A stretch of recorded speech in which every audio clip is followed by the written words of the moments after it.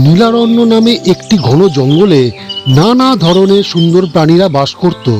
সেখানে একটি বাঘ, যার নাম ছিল শক্তি, তাকেও দেখা যেত। এই জঙ্গলে কিছু ব্যাঙও থাকতো, যারা ছিল খুব দুষ্টু ও চঞ্চল। তারা একসঙ্গে মিলেমিশে নানা রকম খেলায় মেতে উঠত। অন্য প্রাণীরা তাদের এই কাণ্ড দেখে হাসাহাসি করত।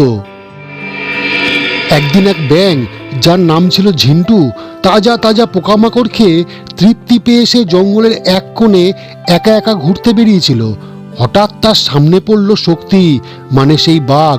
ঝিন্টু ভয়ে কাঁপতে কাঁপতে বলল, আরে এ তো একটা বাঘ, এ আমাকে খেয়ে ফেলবে, আমাকে এখান থেকে তাড়াতাড়ি পালাতেই হবে।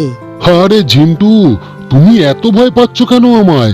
ভয় পেও না, আমি কিছুক্ষণ আগেই তাজা মাংস খেয়েছি। তোমাকে আমি খাবো না, আর তোমাকে খেলেও আমার কোনো লাভ নেই। তোমাকে খেয়ে আমার পেটের এক কোণাও ভরবে না, তাই তোমার ভয়ের কোনো কারণ নেই ভাই। তুমি সত্যি বলছো বাঘ ভাইয়া, নাকি এটা তোমার কোনো চাল? আমাকে খাওয়ার জন্য কি এটা একটা ফাঁদ?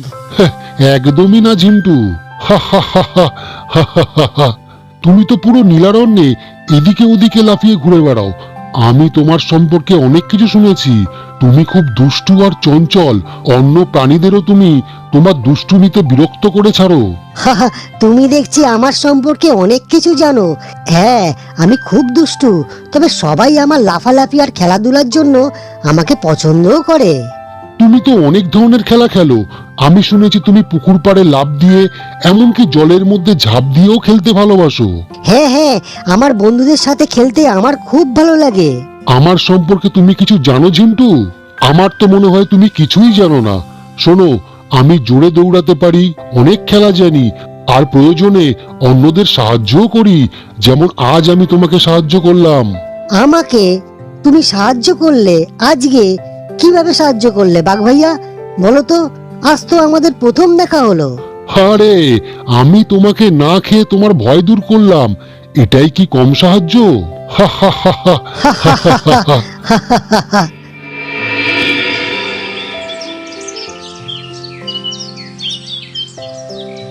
এর মধ্যে একদিন ওদের দুজনের মাঝে হঠাৎ একটি ছাগল, যার নাম ছিল মেঘলা, সেখানে এসে পড়ল। মেঘলা তাদের দেখে বলল, আরে ঝিন্টু আর শক্তি, তোমরা দুজন দেখছি দারুণ মজা করছো। আমি তো নীলারণ্যের অন্য প্রাণীদের কাছে শুনেছি তোমাদের কথা। ঝিন্টু, তুমি তো সবাইকে তোমার দুষ্টুমিতে হাসিয়ে দাও, আর শক্তি, তুমি তো জঙ্গলের রাজা, তবু এত নম্র। আর আমি তো শুধু একটু এখানে ঘাস খেতে এসেছিলাম, কিন্তু তোমাদের খেলা দেখে আমায় থামতেই হলো। ও মেঘলা দিদি, তুমিও আমাদের সাথে খেলবে? আরে না না, আমি তো ঘাস খেতেই ভালোবাসি, তবে তোমাদের খেলা দেখে মন ভরে গেল আমার। আমি এখন যাই, বুঝলে? নীলারণ্যের ওপাশে আমার বন্ধুরা অপেক্ষা করছে আমার জন্য। এভাবে কিছুদিন কাটলো। শক্তি আর ঝিন্টু একে অপরের সঙ্গে খুব ভালো বন্ধু হয়ে গেল। তারা একসঙ্গে নীলারণ্যের সব জায়গায় ঘুরতো, খেলতো আর মজা করত। কিন্তু একদিন এক শিয়াল, যার নাম ছিল কুশল, তাদেরকে একসঙ্গে দেখে ফেললো। হাহা, এ কেমন বাঘ যে একটা ব্যাঙের সাথে বন্ধুত্ব করছে? শক্তির তো এতক্ষণে ঝিন্টুকে খেয়ে ফেলা উচিত ছিল। ভোকা বাঘ। কুশলের মনে হিংসা জাগলো। সে ভাবলো, আমি ঝিন্টুকে আমার খাবার বানাবোই বানাবো, আর শক্তির সঙ্গে বন্ধুত্ব করে এই নীলারণ্যে রাজত্ব করব। কিন্তু এদের আলাদা করা সহজ হবে না। কুশল একটি বুদ্ধি ভাবলো। সে তার বন্ধুদের কাছে গিয়ে বলল, শোনো বন্ধুরা, আমার একটা দারুণ পরিকল্পনা আছে। আমরা শক্তি আর ঝিন্টুকে আলাদা করে শক্তিকে আমাদের গোলাম বানাতে পারি। তারপর তাকে দিয়ে আমাদের সব কাজ করিয়ে নেব। কি বলো তোমরা? না না কুশল, এটা ঠিক নয়। শক্তি আর ঝিন্টু খুব ভালো বন্ধু, আমরা তাদের বন্ধুত্ব নষ্ট করতে পারবো না। কুশল হতাশ হয়ে চলে গেল। সে ভাবলো, আমার বন্ধুরা সাহায্য করবে না আমায়, সব করা স্বার্থপর। থাক, যা করার আমি একাই করব।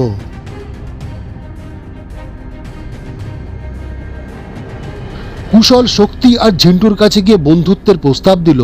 কিন্তু শিয়াল মশাই, আমার তো শক্তির মতো ভালো বন্ধু আছে। আমার আর বন্ধুর দরকার নেই ভাই, তুমি এখন আসতে পারো।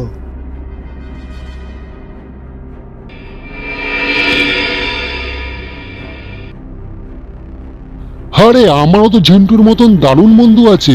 মাফ করো কুশল, মাফ করো। আমরা তোমার সঙ্গে বন্ধুত্ব করব না।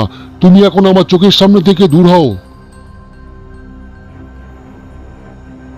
কুশলের পরিকল্পনা ব্যর্থ হলো। তখন সে আরেকটি চাল চালল। সে ঝিন্টুর কাছে গিয়ে বলল, জানো ঝিন্টু, শক্তি তোমার অনুপস্থিতিতে অন্য প্রাণীদের কাছে তোমার নামে খারাপ খারাপ কথা বলে। সে তোমাকে মেরে খেতে চায়।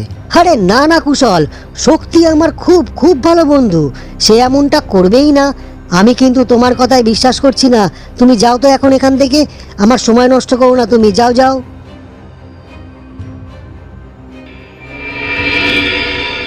কুশল তখন শক্তির কাছে গিয়ে বলল, শক্তি, ঝিন্টু তোমার নামে কিন্তু অন্য প্রাণীদের কাছে বলে বেড়াচ্ছে যে তুমি তার গোলাম। সে বলে সে তোমাকে যা বলে তুমি নাকি তাই করো। কুশল তুমি মিথ্যা বলছো। ঝিন্টু আমার সত্যিকারের বন্ধু, সে এমন কথা বলবেই না। কুশল হতাশ হয়ে চলে গেল। সে ভাবল, এরা দুজন একে অপরের উপর এত ভরসা করে, এদের বন্ধুত্ব ভাঙা অসম্ভব। কিন্তু কিছুক্ষণ পর শক্তি আর ঝিন্টু দেখা করলো। ঝিন্টু, কুশল আমার কাছে এসেছিল। সে আমাকে বলছিল তুমি নাকি আমার নামে খারাপ খারাপ কথা বলে বেড়াচ্ছ। শক্তি, কুশল আমার কাছেও এসেছিল। সে আমাকে বলল তুমি নাকি আমাকে মেরে খেতে চাও। দুজনে শেয়ালের কথা নিয়ে ঝগড়া শুরু করলো। তাদের মধ্যে তুমুল কথা কাটাকাটি হলো। কুশল দূর থেকে এসব দেখে খুব খুশি হলো। সে ভাবল, হা, অবশেষে আমার পরিকল্পনা কাজ করেছে। এখন আমি ঝিন্টুকে খেয়ে শক্তিকে আমার গোলাম বানাবো।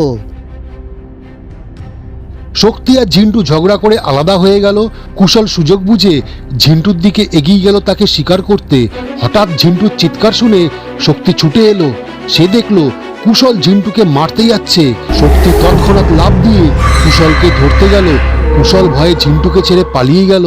ঝিন্টু, তুমি ঠিক আছো ভাই? আমাকে মাফ করে দাও। আমি তোমার সঙ্গে ঝগড়া করেছি। এই সব কুশলের চাল। সে আমাদের মধ্যে শত্রুতা তৈরি করতে চেয়েছিল। বন্ধু, আমিও বুঝতে পেরেছি কুশল আমাদের ঠকাতে চেয়েছিল। আমাকেও মাফ করো তুমি। আমার ভীষণ অন্যায় হয়ে গেছে তোমার সঙ্গে ঝগড়া করা। শক্তি আর ঝিন্টু কুশলের চালাকি বুঝে গেল। তারা তাদের বন্ধুত্ব আরো মজবুত করলো। এরপর থেকে তারা আরো ঘনিষ্ঠ হয়ে গেল এবং নীলারণ্য জঙ্গলের সব জায়গায় তাদের একসঙ্গে ঘুরতে বেড়াতে দেখা গেল। তাদের বন্ধুত্ব নীলারণ্যের সবাইকে অনুপ্রাণিত করলো এবং কুশলের মতন দুষ্টু প্রাণীরা আর তাদের ক্ষতি করার কোনো সাহস পেল না।